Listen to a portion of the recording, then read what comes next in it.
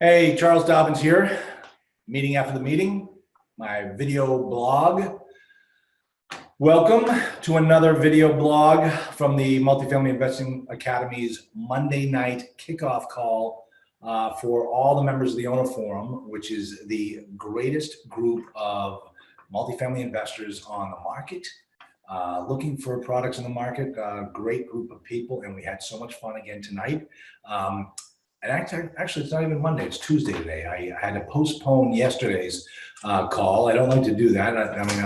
I love these Monday night calls, but it is the annual Southern New Hampshire Home Health and Hospice Care golf tournament in memory of my father, who was big in the home health and hospice care after my mother passed away from breast cancer.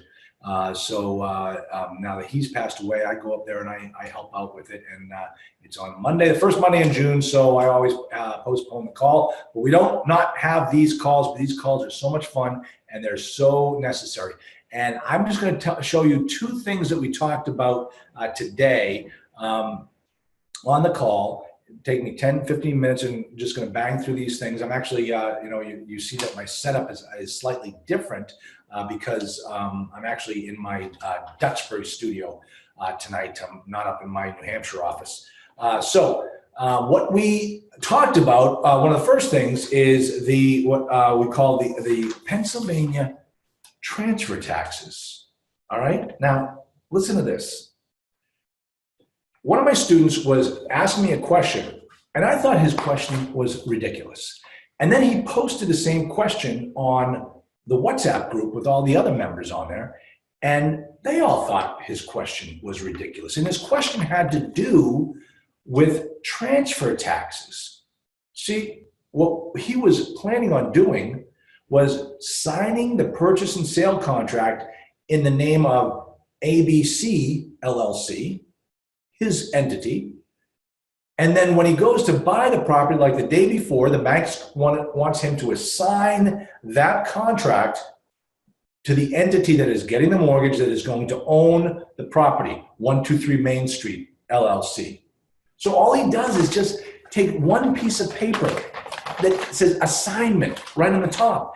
And he goes through it and he says, okay, I assign I assign this contract from ABC LLC to 123 Property Main Street LLC, and I transfer it. Boom, boom, done. So he gets on WhatsApp. He's sending me an email saying, "Hey, I'm trying to figure out how to avoid transfer taxes on a double closing because I'm going to be doing this." I'm like, "What are you talking about? There's no transfer. You're just assigning the contract. You're not buying it in the ABC LLC and then transferring it to by a new deed to 123 Main Street LLC. This is a very simple thing. It happens thousands of times a day. Why are you getting all hung up on it?" That's what my answer to him was. And everybody else's answer to him on the WhatsApp group was exactly the same thing. Lo and behold, he sends me a link about the Pennsylvania Realty Transfer Tax Regulation. Folks, listen to this. This will blow your mind.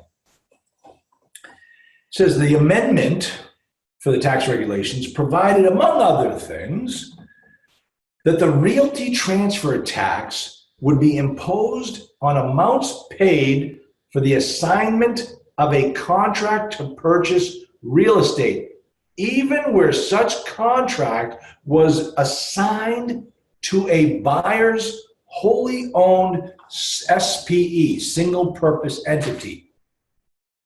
So in other words, they amended the regulations in Pennsylvania and they said, hey, that simple little thing that you guys used to do, it's now going to cost you thousands and thousands of dollars for nothing. Now remember, folks, there's a reason why the government did this, because the government knows what's best for you, and they're protecting you, and they're making sure that you are going to be all set. So they're taking thousands of dollars out of your pocket for absolutely nothing. Typical government move. It's almost like the person that came up with this had never spent a day in the real world. So fortunately, the link that he sent us, this attorney that wrote this webpage, her name is Lauren W. Taylor, Taylor, with the firm Fox Rothschild. She wrote this great article, and she puts in 5 bullet points that clearly state exactly what needs to be done to protect yourself from that problem. And the key thing I can tell you right now is that the things that she says need to happen, they need to happen in the purchase and sale drafting stage. Okay? You've got to know this now when you're writing it. So this is Pennsylvania. I'm not saying this is for everybody. You just got to understand that. What I also want to tell you is if you watch any of my videos, any of my training videos, you know how I start them out. I start out by saying, I'm an attorney. I'm not your attorney. Hire an attorney. So what I do with my students is I draft the purchase and sale contract for them. We have a document that we use that we make sure it has all of the provisions in it that we're looking for. And then I tell you to give it to your local counsel. That's the person that's going to be representing you at the closing table. Give it to them and have them give it their blessing. Because I'll tell you right now, this type of issue, I can't know. My clients are all over the country. I can't know all of these laws. That's why I always specifically tell you, I don't represent you, but you do need an attorney. You always do. All right? Don't try to cut corners. An attorney is the best insurance you can possibly have. So just keep that in mind when you're going through that, especially if you're from Pennsylvania. You got to know this stuff, guys. This is good stuff. Thank you, Lauren Taylor.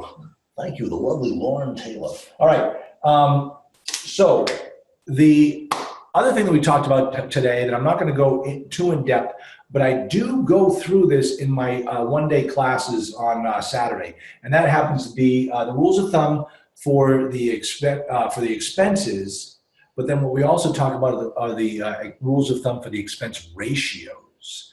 Now, the expense ratios, when you understand what the expense ratios are and how what they should be based upon the quality of the asset that you're buying, I can tell you right now that that it's so easy. You can quickly figure out whether the seller is bamboozling you or attempting to bamboozle you just by the numbers. The numbers don't lie. And the expense ratio numbers that we use are the same and have been for years, and you can take them to the bank. So that if you have what the guy is telling you is an A-class property, or let's say by looking at it that it's a C-class property, and you look at the numbers and you quickly look at it and say, like, the expense ratio on this property is 30%, there is just no way you can ever own a multifamily Class C property at a 30% expense ratio. And you go to the broker and you say, hey, broker, this isn't going to fly. I'm going to bump up the expense. Oh, well, no, this is what the guy's doing. I can tell you right now. And all I can tell you is, all you have to do is ask the broker if he has ever owned a property like this one. And if he has, how was he able to run it at that expense ratio? Because you can't do it. C-class property, especially if it's an all bills paid property where the landlord is paying all the utilities, 60% expense ratio. I got a student that just sent me over just a quick down and dirty that he got from a wholesaler.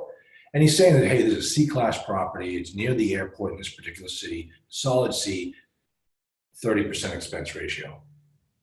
No, it doesn't work that way. It can't work that way. The expense ratios are solid numbers, can be taken to the bank. All right, so just keep using those numbers, all right? But this is what we did. We went through all the rules of thumb for all the different expenses and what they should be based upon the quality of the asset, based upon where their location is. So that's what we talked about here with these rules of thumb. Great class, learned a ton. Other great questions from students. We talked about this one particular student who had a deal accepted, only to find out that the seller is expecting him to assume the existing mortgage. Well, geez, I think it might have been kind of important to let us know that was part of the requirements of the deal before you put together your offering memorandum. I mean, it wasn't even in the offering memorandum. So we had to go back to the drawing board on that particular deal. But hey, that's the name of the game. That's how these, you got to break a few eggs if you're going to make some omelets, right? Right? Right. Okay. I'm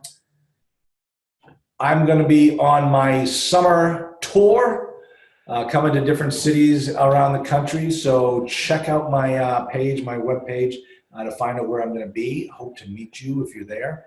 And then what else are we going to do? That's it. That's really what we did tonight. It was a good solid hour. It was a lot of fun and a few laughs. Everybody was making fun of my Canadian tuxedo. You know what that is? We'll watch the video, you'll find out. So thanks for coming by. If you want to find out more about the owner forum, send an email to sorry, it's late in the day. info@multifamilyinvestingacademy.com. You can send it to my assistant, Deb at multifamilyinvestingacademy.com, and she will hook you up with some information about how it works. Would love to have you. It is a great group of people, and if you're serious about multifamily, and if you plan on buying within the next 6 months, you must be in the owner forum. It's as simple as that. So thanks for watching, and I will chat with you next week. Thanks. Bye-bye.